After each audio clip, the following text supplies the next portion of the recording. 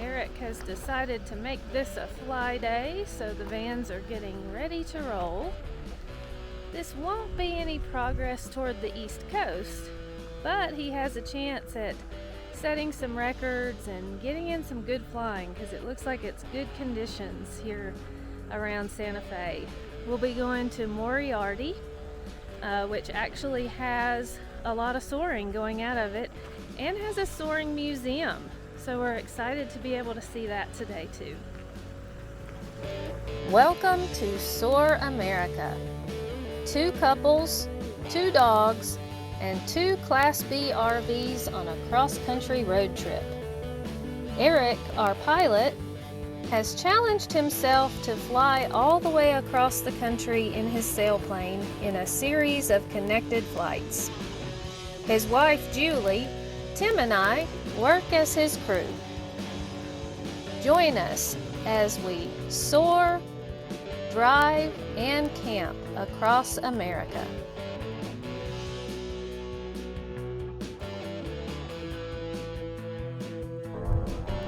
So today's airport is home of a soaring school, just like the first airport we took off from.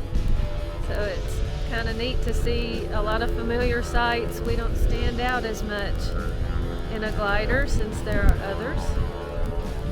Got the oxygen refilled this morning. It's not every place that you can get these oxygen bottles refilled, so kind of nice that we found an airport that does soaring and actually will refill. That should get him through the rest of the trip.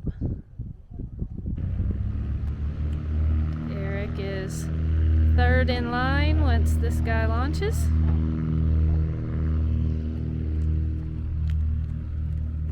So what is today's task?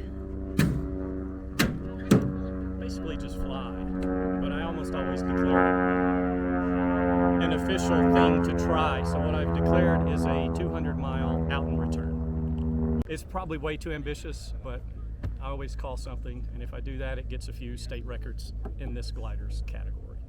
All right. So why have you wanted to fly out of Moriarty?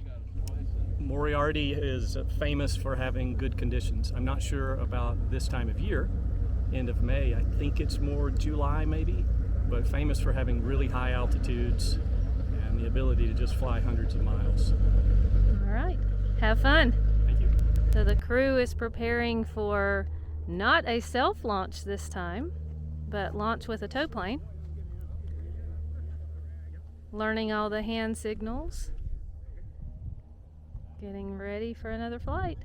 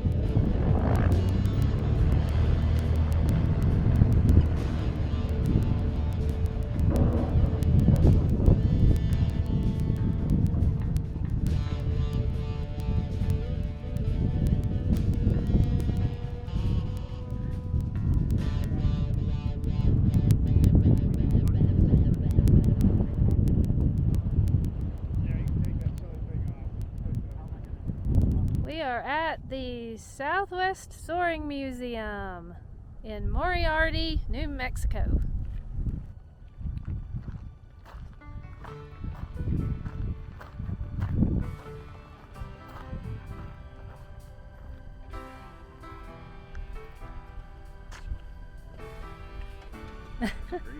Yes. Very happy greeter. Look at that. It is an attempt. It's still going to try to get a glider to 90,000 feet. And they got it to 72,000 feet so far. And it's extremely dangerous. At that altitude, they only have 3 miles an hour room. If they're 3 miles an hour too fast, that it'll tear itself apart because of flutter. If it's 3 miles an hour too slow, it'll stall, fall down, tear itself apart. So, but I mean, that's just hard to believe. The U-2 spy plane cannot fly that high. So where do you go to get that kind of? Argentina. Okay. They're flying on the Andes, Yep. and they're down there. Let's see. Yeah, they're down there right now. I don't know if they're going to try for Wow. more height. So what altitude do they launch from? About 40,000. They get towed up to 40,000, and they're cut loose there, because that's about as high as the tow plane can go. Wow. But still, I mean, you think about it, that is just absolutely crazy.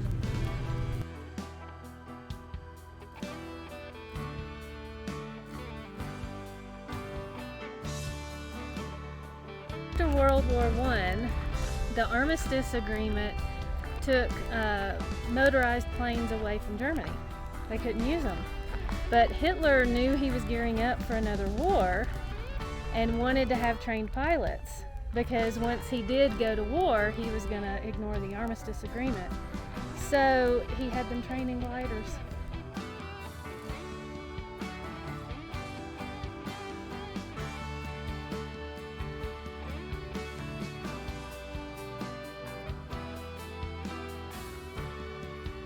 Who built it, named it after his granddaughter, and called her Susan. She was driving cross country. She's not a soaring pilot. She was driving cross country. She knew this airplane was in the museum, and she had never seen it. So she made a side trip to make sure she could be here so she could see her grandfather's airplane. And so it's kind of nice. She wasn't interested in anything else, and she just got a chair and just sat here with him for a while.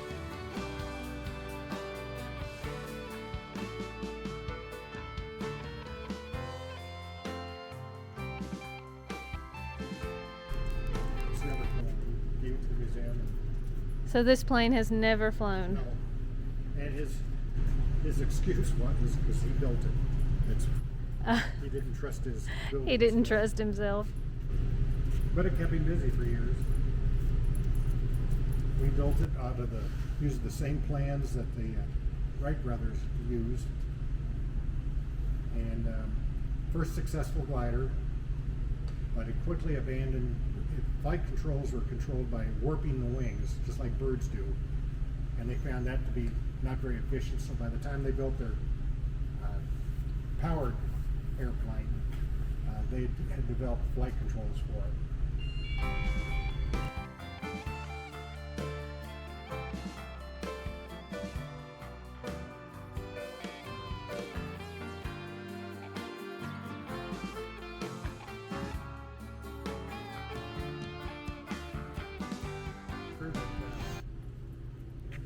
Here's another model of one. You sit in this thing and you're exposed. And this is launched by bungee cords. True. Just if it's a bad bug day though. Yeah. So your head is exposed in this Gotta one, get and the you nail wear floss out of it. goggles. But he knew this airplane set it flying it very, very well. A home-built wooden airplane. Miss Judy.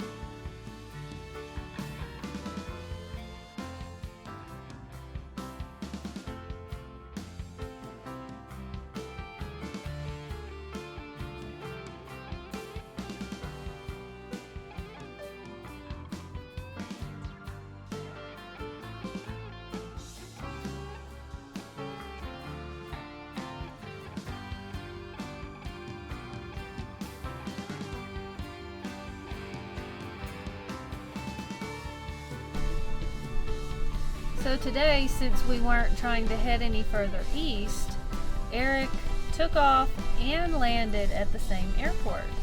So that meant we were able to actually see him land. And the landings of these gliders are just beautiful. There's absolutely no noise since they are non-motorized. So they are so quiet that sometimes you don't even notice them coming down. But we knew which runway he was coming in on, so we were able to watch and see him land. He said it was a little bumpy landing because of the wind gusts. But he made it down and had a good flight. To almost 18,000 feet, had to leave lift and not go above 18,000 feet, which I'm not allowed to do without prior approval. Yeah, good times, good fun. And right when we started disassembling the glider, the strong winds picked up. The wind is so bad it takes two people to hold on to the horizontal tail. Oh no!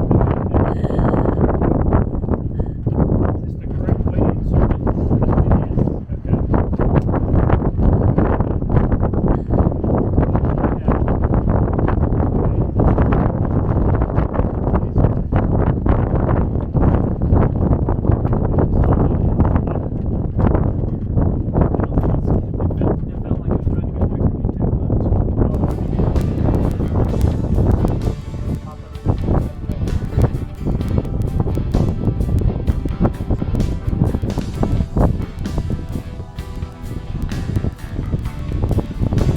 Eric was not able to complete his task for the day since storms developed in his path, but he still got a great flight, making it all the way up to 18,000 feet. The team had so much fun getting their own personal tour of the Southwest Soaring Museum. It was a great day for everyone. Stay tuned and join us next time as we show you our tour of Santa Fe, New Mexico. And be sure to subscribe.